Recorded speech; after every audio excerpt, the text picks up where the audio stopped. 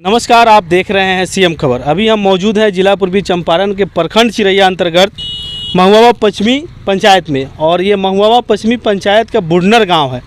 और इस बुढ़नर गांव में जब रास्ते से मैं गुजर रहा था तो यहाँ एक हमको सिंबल और बोर्ड दिखाई दिया, किसान पाठशाला, जो कि यहाँ पर किसान आते हैं, शाम के टाइम में बैठते हैं और फ्री ऑफ कॉस्ट ट्रेनिंग लेते हैं कि खेती कैसे करना है।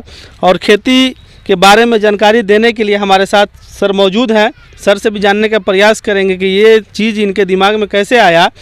हालांकि मैं बता दूं कि आज के जो किसान है देहाती क्षेत्र के, वो किसान सिर्फ डीएपी यूरिया पर ही निर्भर है, लेकिन इन्होंने समाज को बताया कि किस तरह से जैविक खादों का उपयोग करके भी खेती को बढ़ावा दिया जा सकता है। सर, सबसे पहले सीएम खबर में बहुत बहुत स्वागत है आपका। धन्यवाद परवेज भाई, आप हमें मौका दिया। मेरा नाम मनोज कुमार है।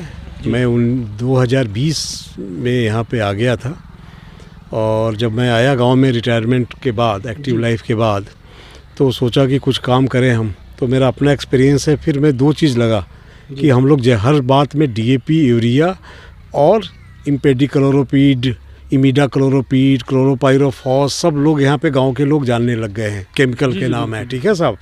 वो बोली कौन सी चीज़ है, तो थाइमेट दे दो जी। जबकि हमारे पास सबके विकल्प है जैविक में जी, बिल्कुल।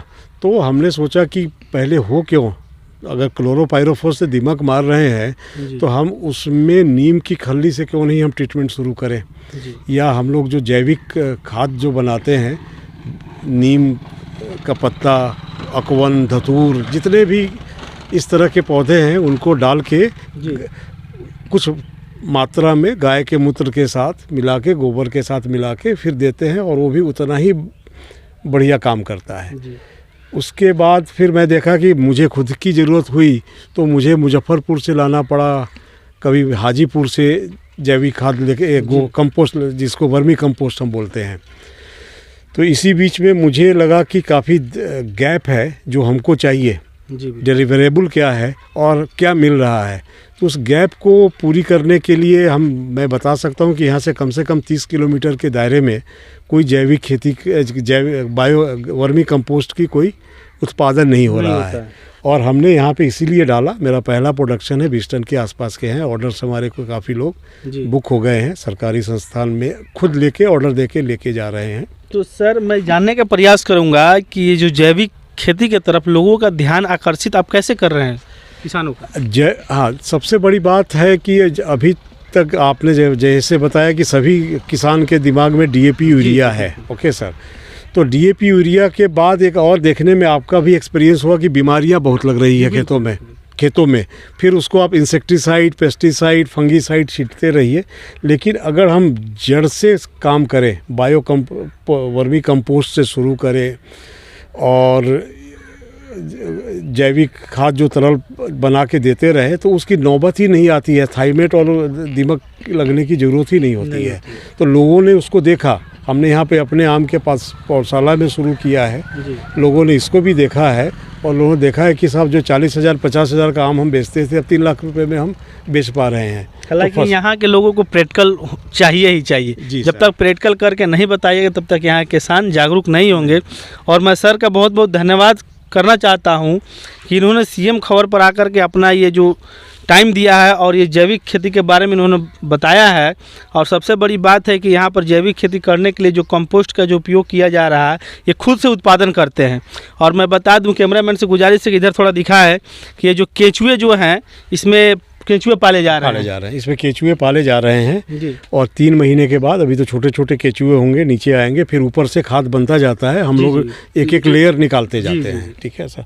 और इसको पानी, 2 चीज़ है, गोबर उनका खाना है और पानी से जिंदा होते हैं। गर्मी से बचाव के लिए ऊपर से पुआल दे के रखते हैं या घास दे के रखते हैं। तो क्या कहना चाहेंगे यहाँ के किसानों को आप? हम तो कहें कि जहर मुक्त खेती के मार्ग में ये पहला कदम है कि आप पहले केचुआ खाद से, वर्मी कंपोस्ट से शुरू करें।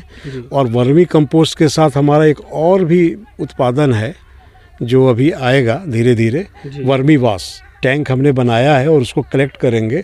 वो आपका सबसे बड़ा प्लांट ग्रोथ स्टिमुलेटर है, ग्रोथ कराने वाला है, और पेस्टिसाइड का भी काम करता है। और मैं सर आपसे ये जानने का प्रयास करूंगा कि आजकल किसानों के द्वारा खेतों में ही पुआल जला दिया जाता है या गेहूं का भूसा जो होता है उसको भी जला दिया जाता है, तो ये कहीं ना कहीं किसानों के लिए ये लाभदायक नहीं है, ये उनके लिए नुकसानदेह ही है। फिर भी लोग इस बात को नहीं समझ पा रहे हैं, खेतों में पुआल को जला दिया जा रहा है। इस पर आपकी क्या राय है?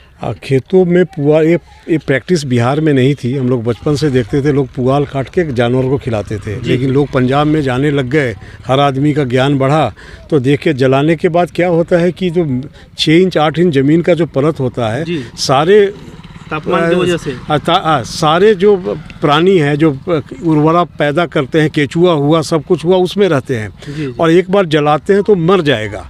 जब मर जाएगा तो उसको पैदा करके लाने में आपके फिर 10 साल लग जाएंगे। ठीक है साहब, तो हमारा इकोसिस्टम खेती का ख़त्म हो रहा है।